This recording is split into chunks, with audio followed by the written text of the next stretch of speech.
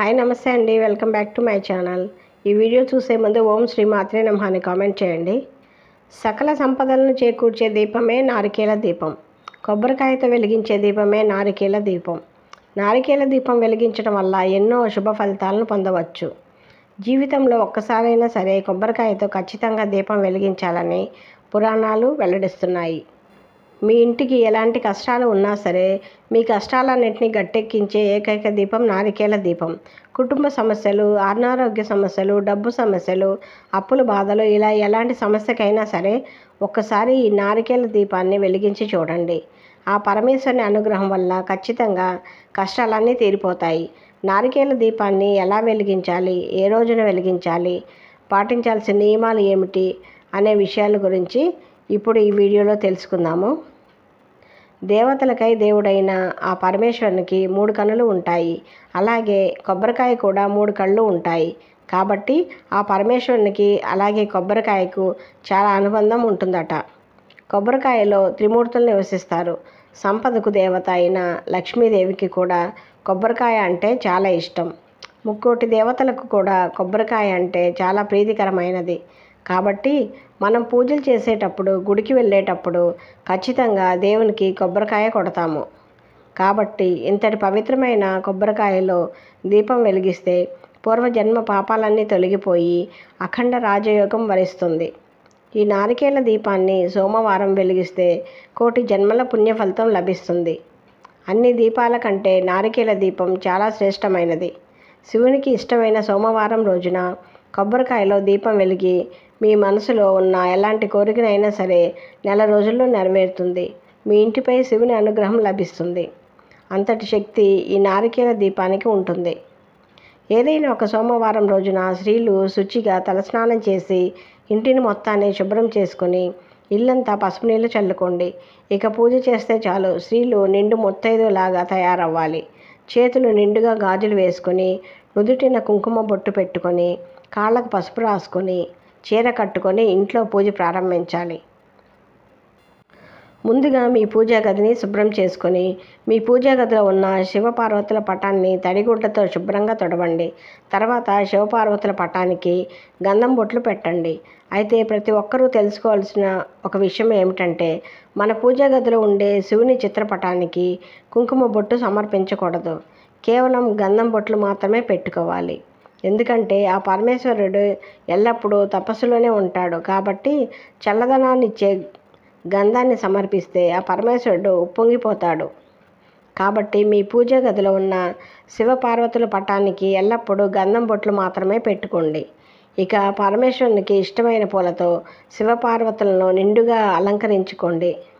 బిల్వపత్రం అంటే శివునికి చాలా ఇష్టమైనది. కాబట్టి నారికేల దీపాన్ని వెలిగించే రోజున శివునికి ఇష్టమైన పత్రాలను అలాగే పూలను సమర్పించడం వల్ల మీరు చేసే పూజకు రెట్టింపు పుణ్యఫలితం లభిస్తుంది.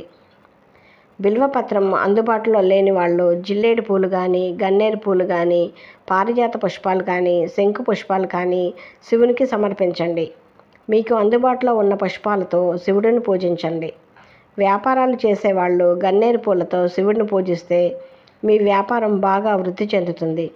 శంకు పుష్పంతో శివుని పూజిస్తే డబ్బు సమస్యలన్నీ తొలగిపోతాయి. మీ ఇంటికి విపరీతమైన సంపద చేకూరుతుంది.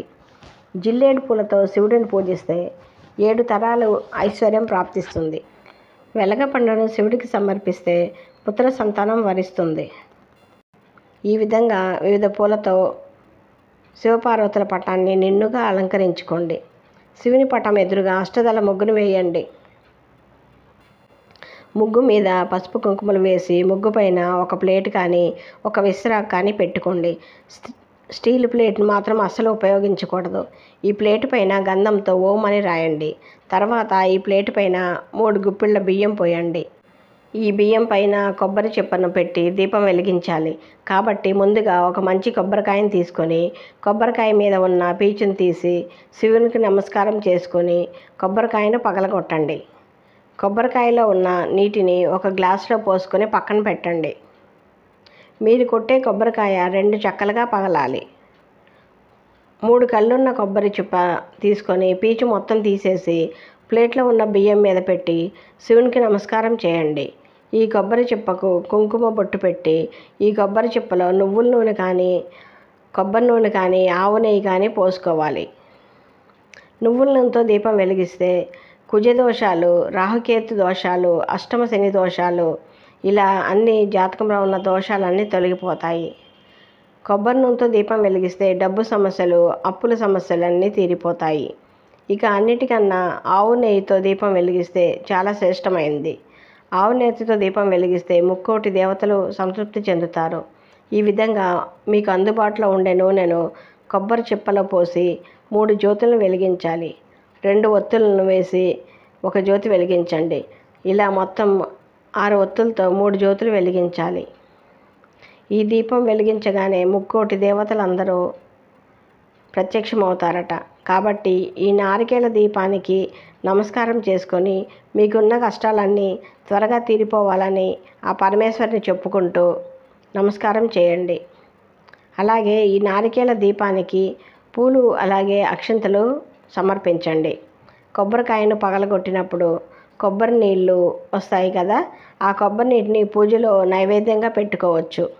అలాగే మీరు కొబ్బరికాయ పగలగొట్టినప్పుడు 2వ చిప్ప ఉంటుంది కదా, ఆ చిప్పలో ఉన్న కొబ్బరిని చిన్న ముక్కలుగా కోసి అందులో కొంచెం పంచదారను కలిపి శివయ్యకు నైవేద్యంగా సమర్పించవచ్చు.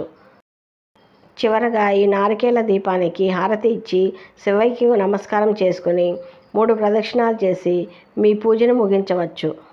ప్రతి సోమవారం రోజున శివునికి నారికేళ దీపాన్ని వెలిగిస్తే మీ కుటుంబానికి ఎలాంటి కష్టాలు రాకుండా ఆ పరమేశ్వరుడు మీ ఇంటిని రక్షిస్తాడు. ఈ వీడియో మీకు నచ్చినట్లయితే ప్లీజ్ లైక్ చేయండి, సబ్స్క్రైబ్ చేసుకోండి. Thank you for watching.